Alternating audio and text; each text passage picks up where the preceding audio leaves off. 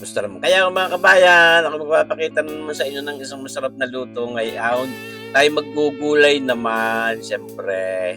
May okasyon na rin isa sa mga niluto ko nung karawan ni Kabayan Commander Mami Lisa. Tayo nag-stir fry ng vegetables. Yan ho, okay, pwede natin tawagin chop suey din. Yan yung aking sistema. Gusto ko lang ipakita sa inyo. Yan, tayo sangkot siya na tayo diyan, ang ating bawang na yaan. Ito'y halos hindi ko na masyadong pabibilisin ng video. Inilagay na natin yung mga gulay para malaman lamang ninyo kung gano'n lang kadali o gano'n kahaba lamang yung oras na ating inilaan sa pagluluto ng mga gayang luto ng gulay. Yan ho.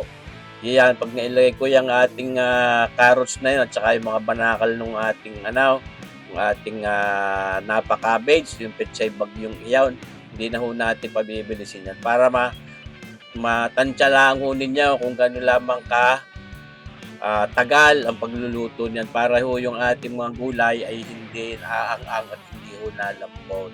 Dahil dapat ho yung mga gayang luto ay hindi ho ang gulay. Kailangan maligat, malutong-lutong pa rin ang karike. Yan ho, nagsasaim na tayo ng paminta, sus marasipaw tawatay. Ayan. Bigay, taktakay, sus marasipaw. Kita nyo ba gayon, mga kabayan? May nasasair pa namang karike. Ayan. Hindi na nakapaglagay mula dun sa ating nabili. Hindi na nailagay dun sa lalagyan. Yan, kita ninyo mga kabayan, hindi ko nung pinabibilis. Ngayon, maglalagay tayo ng oyster sauce. Yan, sa nakita ninyo mga 2 kutsarang yaon. Yan how, talagang hindi naman tayo nawawalan niyang oyster sauce dahil parang nagsisilbing pinakapampalinamnam natin. Kahit hindi na ho tayo maglagay ng bitchin diyan sa mga papagayang luto. Talagang nagiging malinamnam ang pagkain, lalo pag mga gisahing papagayan, basta may oyster sauce. Saka ba kami maghanap? So, ating nasaboy-saboyan din lang ng karikit na tubig, kaya hindi ho kaldo yun, medyo nagkakulay lang ito dahil yung ating oyster sauce na inilagay doon sa ating sandok na yan, sa ating latte. Yan ho. So makikita ninyo ho, hindi natin pinabibilis ang video. At ito hong kabuang haba ng video ito talagang halos mahigit lamang 8 minuto o 9 na minuto baga. Ibig sabihin, maigsi lang ho yung oras ng pagluluto. Lagyan natin ng karikit na asukal, mga 1 kutsarita yao para may tamis na karikit itong ating chop suey na yan. Ganyan ho ako magluto ng chop suey mga kabayan. Hindi ho ako mahilig sa chop suey na maraming sabaw. Dahil ho yung gulay na yan, pag inahango ho ninyo laluto na, yan sasabaw pa. Kaya maglalagay tayo ng mga 1 pirasong chicken broth cube. Yan naman ho, pwede kayo maglagay, pwedeng hindi. Ngayon, wala ho tayo masyadong karning ginamit dito. Dalang gagamitin natin diyan ay atay ng manok, mga kabayan, at saka yung itlog ng pugo, quail eggs, lamang huya ang pinakasahog natin diyan sa mga gulay niyan. Wala ho mga masyadong karne yan. Kaya nilagyan natin ng chicken broth cube, pampalasa. Ayan ho. Ngayon, sinahog na natin ang ating ang ating pinakasayoting iyan diyan sa ating chop suey. Yan ho. Kaya diyan pag titingnan niyo yung mga paghahalo-halo natin iyan ay para balanse yung pagkakapagluto ng mga gulay, mga kabayan. Tuloy ho nating hinahalo yan. Ayan ho. Saka hindi ho talagang natin inaang-ang. At yung apoy niyan medyo may lakas din karikay. Hindi ho mahina. Kaya ating sinasabay-sabayan pa rin ng tubig kaya kung atang hindi ho nagtututog yung ating iyan pag-i-stir fry. At ito, lalahakan din natin ang broccoli. Yun. Broccoli. Kaya naman ni kabayang pretty.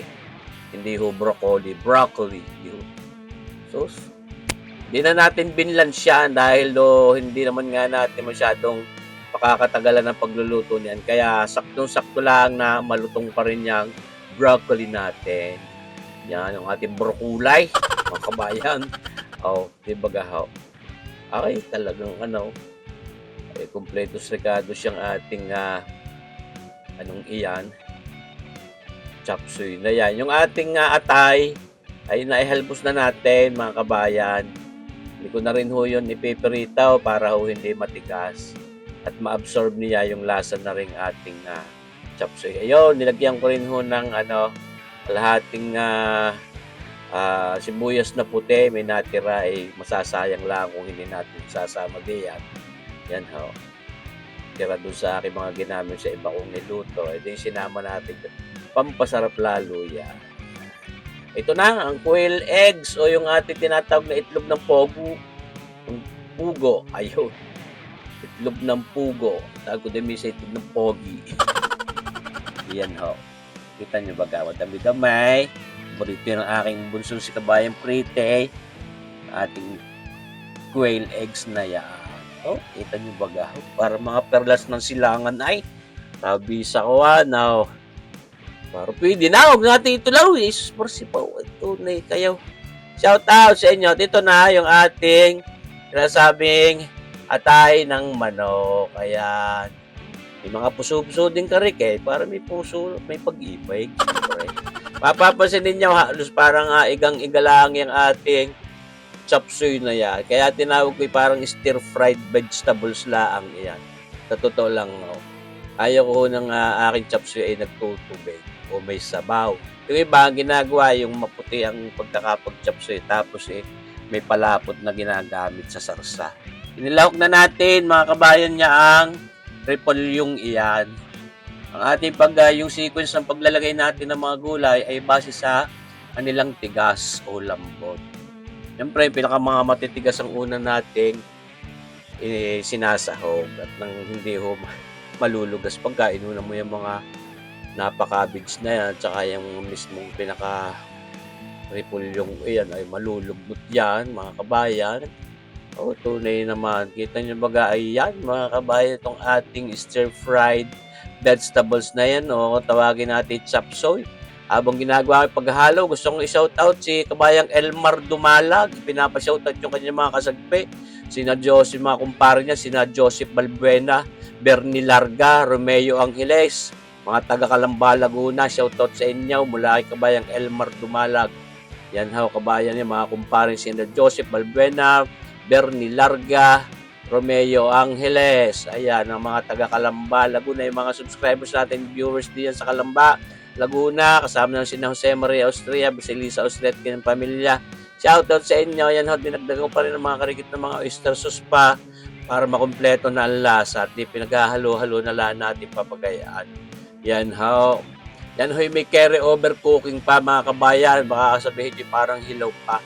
Nakaw ay habang habang kahit napatay na natin ang apoy, tuloy ho ang luto niya. Kaya ayaw ko na malulugnot ang ating vegetables na yan. Mas masarap pagka malulutong pa rin iyan mga kabayan. Wala din halos sabaw akong inilagay diyan.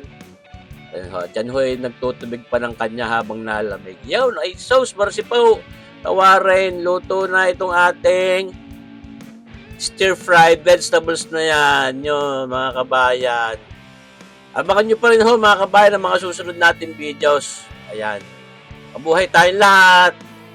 God bless. Sana nagustuhan nito ating video ito.